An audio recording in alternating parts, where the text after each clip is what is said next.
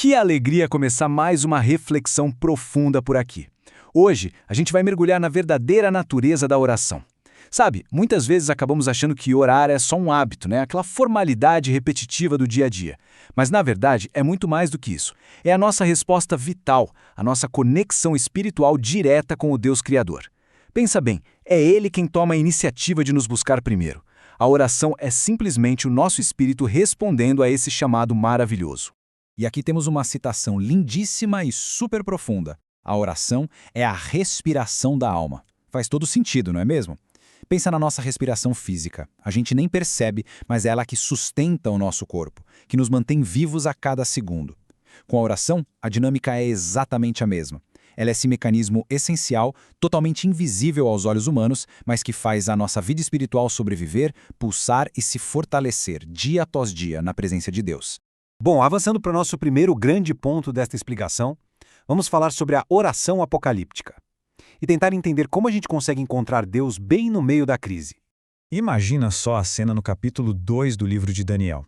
O rei da Babilônia, Nabucodonosor, tem um sonho aterrorizante e, para piorar, ele simplesmente esquece o que sonhou.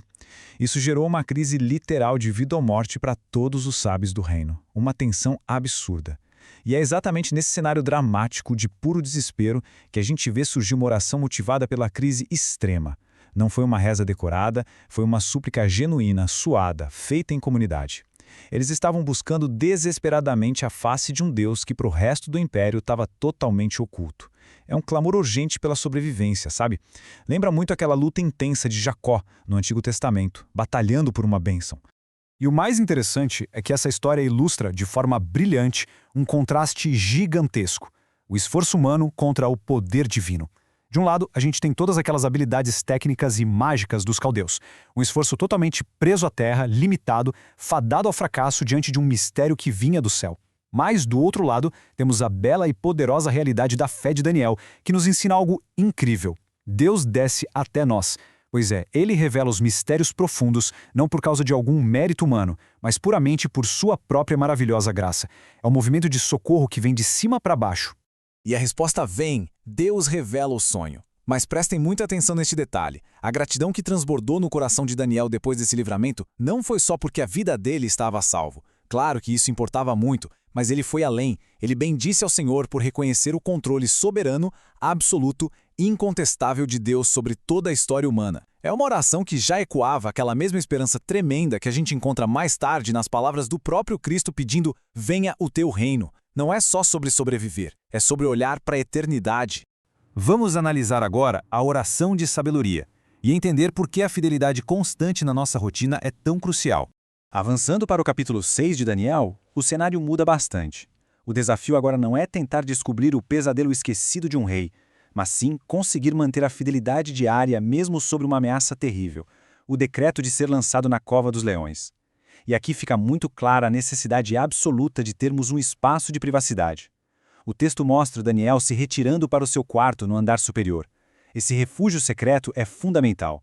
E é a partir desse lugar secreto que a gente vê a construção de um ritmo de vida inabalável. Daniel orava de manhã como uma preparação, orava ao meio-dia, bem ali no turbilhão das atividades, e orava no fim da tarde, entregando e concluindo o dia. Repararam como isso é poderoso? Quando a gente integra a oração na nossa rotina dessa forma, a conexão espiritual deixa de ser refém de emoções passageiras. A gente não ora só quando sente vontade ou quando a água bate na cintura. A oração acontece porque existe um compromisso firme, profundamente enraizado, que não balança com qualquer vento. Um outro detalhe fascinante que precisamos destacar é a postura que ele adotava. Ao dobrar os joelhos, quem se aproxima de Deus está reconhecendo, na prática, a sua própria pequenez e indignidade diante da imensa majestade do Senhor. É pura humildade, e ao orar voltado para Jerusalém, coincidindo exatamente com as horas do sacrifício no templo, Daniel expressava uma esperança gigantesca. Ele estava dizendo, com aquela atitude, que não importava o fato de estar sofrendo no exílio, a sua verdadeira cidadania pertencia, de fato, ao reino celestial. Chegando aqui na nossa síntese final, vamos amarrar essas duas grandes ideias: a nossa necessidade de manter uma constância diária, mas também a dependência do socorro divino na hora da crise. Para encerrar esta explicação, fica aqui um pensamento que mexe com a gente. Será que faremos da oração, de fato, o nosso grande refúgio de cada dia? A verdade é que nós, como servos de Deus, precisamos desesperadamente das duas coisas. Que a gente possa aplicar esse ritmo abençoado na nossa própria vida. Fica aqui um apelo de coração. Se esta mensagem trouxe edificação e inspiração para a alma, aproveite o momento para curtir e compartilhar este vídeo. Assim, essa reflexão cheia de esperança consegue alcançar ainda mais pessoas. Que Deus abençoe ricamente a nossa jornada.